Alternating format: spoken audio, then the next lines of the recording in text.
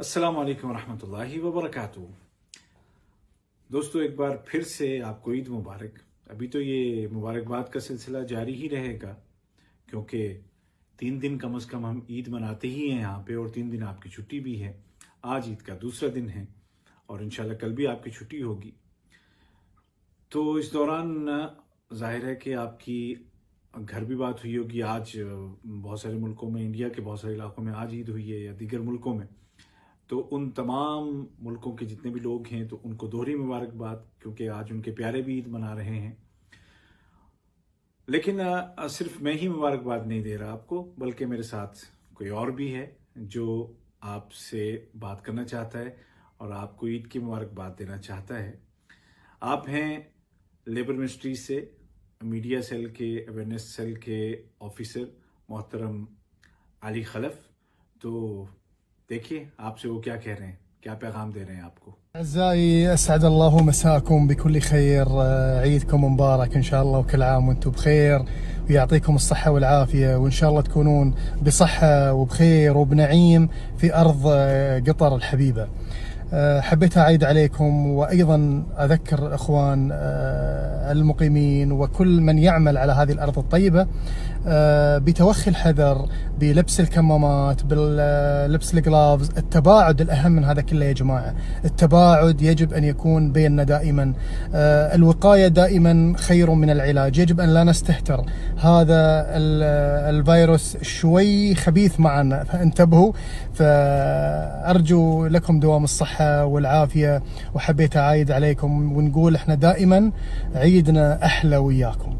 यातिकुम अल-आफिया व मस्सीकुम अल्लाह बिल खैर। तो ये थे अली खलफ, जो कि आपको ईद की मुबारकबाद दे रहे थे और ये कह रहे थे कि हमारी ईद की रौनक तो आपसे है, और बहुत सारी दुआएं आपको दे रहे थे सेहत के। अल्लाह ताला आपको बसेहत रखे, सलामत रखे, और साथ ही साथ ये याद दिला रहे थे कि हमें ख्याल करना है कुछ चीज़ों का। जैसे कि आपने देखा कि खुद भी मास्क पहना हुआ था, तो मास्क हमें लगाना है, पहनना है। उसके अलावा ग्लव्स हमें लगाने हैं, और उससे ज़्यादा जिस चीज़ पे उनका जो स्ट्रेस था अली खलफ का, वो था कि काम करने की जगह पे या घरों में भी या जहाँ भी हम रहते हों, वो वहाँ पर हम एक दूसरे से फासले पर रहें। सोशल डिस्टेंसिंग जिसको हम कहते हैं, या महफूज फासला, कि आप 1 से 2 मीटर दूर एक दूसरे से रहें। क्योंकि जो वायरस है, जैसे कि वो कह भी रहे थे कि ये थोड़ा सा सख्त हो गया है और तंग कर रहे हैं हम लोगों को, तो उससे बचने की ज़रूरत है। और ये दुआ दी उन्होंने जाते जाते कि अल्लाह ताला आप सबको सलामत रखे, और आपके दम से ही ईद की रौनकें हैं। तो जितने भी लोग यहाँ पे कतर में हैं, उन सब के लिए ये ज़रूरी है कि इन बातों का, ये जो बुनियादी चीज़ें होती हैं ना, मतलब हाथ धोना, ग्लव्स का इस्तेमाल करना, या मास्क लगाना जब हम बाहर निकलते हैं, तो इन चीज़ों का ख्याल करना बड़ा ज़रूरी है। और ये उनका पैगाम था। प्रिय मजदूर भाइयों, अपने और दूसरों के स्वास्थ्य के लिए भीड़ भाड़ वाली जगहों से दूर रहें।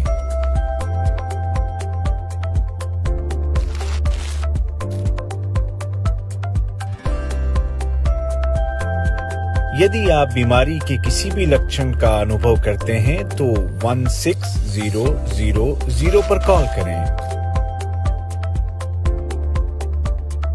हमेशा 40 सेकंड के लिए अपने हाथों को पानी और साबुन के साथ धोएं।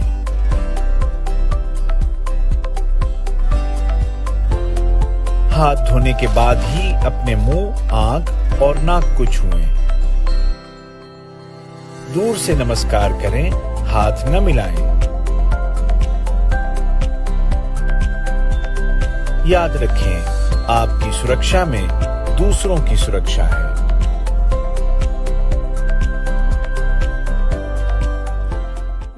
चीज़ें बताना चाहूँगा कि जो हमारे लिए मुफीद हैं और मुफीद साबित होंगी इंशाल्लाह, उनका ख्याल रखा जाए। जैसे कि ये जो वायरस है, इन दिनों में आप देख रहे हैं कि बहुत ज़्यादा नंबर्स में केसेस आ रहे हैं, नए केसेस आ रहे हैं, और ये हमें वजारत सेहत की जानिब से बताया जा रहा है कि इस वक्त जो है ना, ये बिल्कुल पीक पे है ये वायरस यहाँ कतर में, और आसपास के मुल्कों में भी। एक ये नहीं कि सिर्फ कतर में, आसपास के मुल्कों में भी तादाद में इजाफा हुआ है मरीजों की। लेकिन इंशाल्लाह ये आहिस्ता आहिस्ता कुछ दिन तक ये सूरत रहेगी, उसके बाद नंबर्स कम होते चले जाएंगे और इंशाल्लाह बिल्कुल फिर आखिर में ख़त्म हो जाएगा। तो जैसे ही जो कोई अलामत अगर किसी को महसूस होती है, जो बुखार है, शदीद किस्म का बुखार है, गला सूखता जा रहा है, सांस लेने में ख़ास तौर पर अगर परेशानी महसूस हो रही है, तो इस सूरत में 16000 पे कॉल करें। या बहुत इमरजेंसी कुछ ऐसा आपको लग रहा है कि सूरत हाल बहुत ख़राब है, तो 999 पे कॉल करें। असल में 16000 पे जब आप कॉल करेंगे तो हर दफ़ा ज़रूरी नहीं है कि वो कोई फ़ौरन ही आपको चेक करने आ जाएगा या लेने आ जाएगा, क्योंकि वो हर एक हालत को ना देखते हैं, एवेलुएट करते हैं कि इसमें क्या करना चाहिए। वो आपको मशवरे देंगे, आपको बताएंगे और अगर ज़रूरत हुई तो आपको ले जाएंगे। लेकिन अगर खुद आपको ऐसा लगता है कि नहीं मेरी हालत ख़राब हो रही है किसी भी वजह से, ये अलामतें हो या कोई और बीमारी हो, अल्लाह ना करे, तो 999 पे आप कॉल कर सकते हैं। अच्छा, बाज़ लोग हो सकता है ये सोचते रहें कि भाई हम कॉल तो करें लेकिन हमारे पास तो आईडी कार्ड ही नहीं है, सही है, या ये कि हमारा आईडी कार्ड तो ख़त्म हो गया, या हमारा तो हेल्थ कार्ड नहीं है, या हेल्थ कार्ड ख़त्म हो गया है तो हमें तो वो चेक ही नहीं करेंगे। तो ऐसा नहीं है। आपके पास आई कार्ड नहीं है या ख़त्म हो गया है, हेल्थ कार्ड नहीं है या एक्सपायर हो गया है, फिर भी आपका इलाज किया जाएगा और फ्री इलाज किया जाएगा। तो आप इस चीज़ को जहन से निकाल दें और ज़रूर इन खदमात से, जो तिब्बी खदमात हैं, उनको आप उनसे फ़ायदा उठाएं और कॉल करें।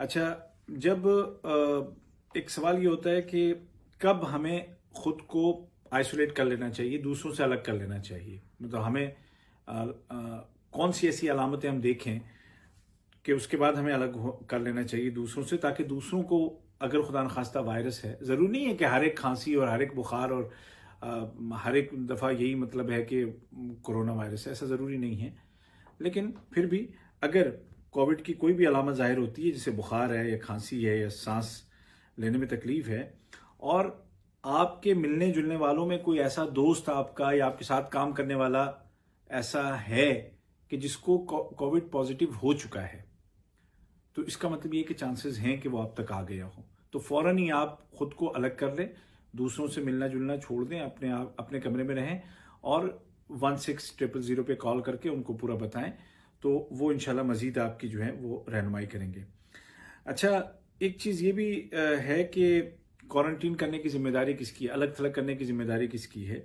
तो जब आप उनको बताएंगे 16000 पे, तो फिर ये उनकी जिम्मेदारी बन जाती है। जो हेल्थ टीम है वो इंशाल्लाह इसमें आपकी मदद करेगी और आपको जो भी ज़रूरी होगा ऐसी सूरत हाल में वो करेंगे।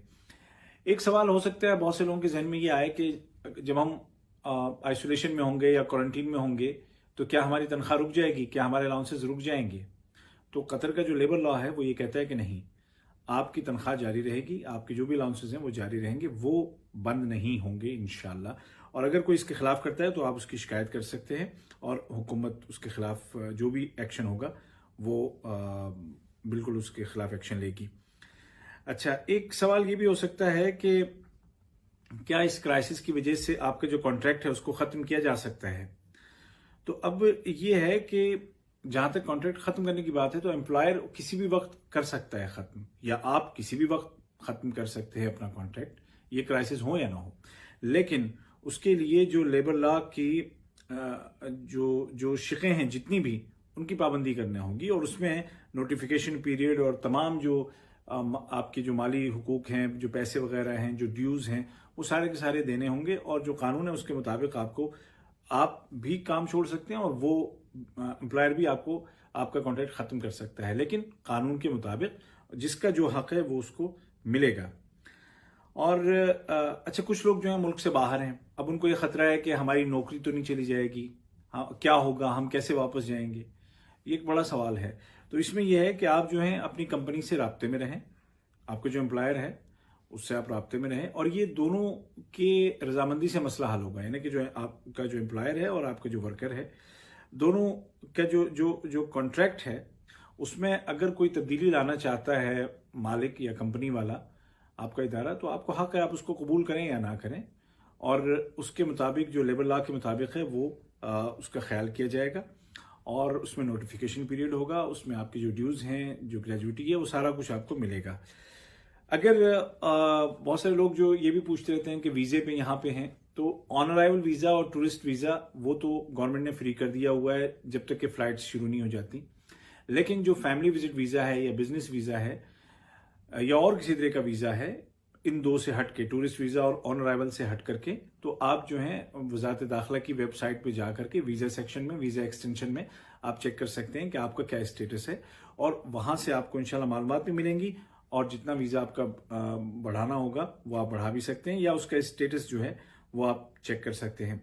और ये जो बातें जो मैंने आपको बताई हैं ये सभी के लिए हैं, कंपनी वाला हो कोई, या घरों में काम करने वाला हो, या कोई और जो कहीं पे कोई भी एम्प्लॉयर है, ये सबके लिए है। और अगर आपको कोई शिकायत करनी है तो उसके लिए लेबर मिनिस्ट्री के दरवाजे खुले हैं। आप एक तो जो इससे पहले भी कई दफ़ा बताया 92727 पर आप SMS कर सकते हैं।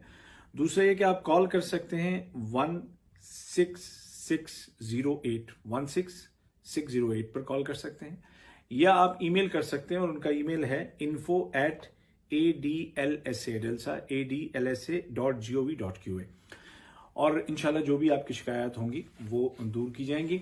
और आखिर में बात वही कहूंगा मैं कि मौका ईद का है तो हमें मायूस नहीं होना है। ईद मायूसी का पैगाम नहीं देती है, ईद उम्मीद का पैगाम देती है, और हमें किसी तरह से परेशान नहीं होना है। इंशाल्लाह ये मुश्किल वक्त गुजर जाएगा, और ये दुआ है कि अगली ईद जब आए तो इस तरह की पाबंदियां ना हो, इस तरह की परेशानियां ना हो, और हम सब खुल करके बहुत खुशी के साथ ईद मनाएं।